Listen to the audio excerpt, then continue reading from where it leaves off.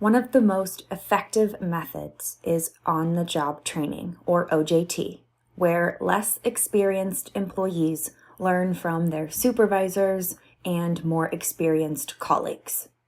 It happens on-site, not in a traditional classroom, and managers usually serve as trainers. This method tends to be more effective when it's structured. Training tasks are broken into steps or stages, and each one is explained and demonstrated multiple times by the trainer.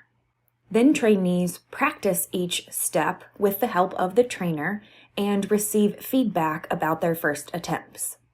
Once they've mastered all the steps, they put it all together and perform the entire task. As the trainer observes, evaluates, and provides even more feedback.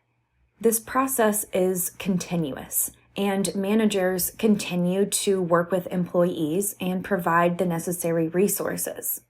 On-the-job training allows learners to develop a variety of KSAOs that are highly transferable to their jobs.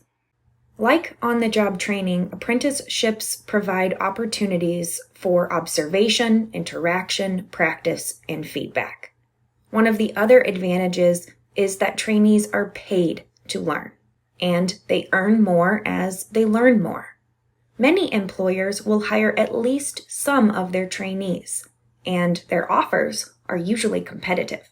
The organization benefits because trainees are motivated to learn, transfer, and improve their job performance to earn a spot at the company. These programs attract some of the most promising applicants as well. Design can be targeted to meet specific business needs and to create a talent pipeline. Unfortunately, these programs have been less accessible to women and ethnic minorities. Development and administration costs can be high, as this method is actually two methods in one and requires years of effort from both trainees and trainers. These programs are laser focused on the KSAOs of a single job, and so the newly learned capabilities may not transfer well to other positions or occupations.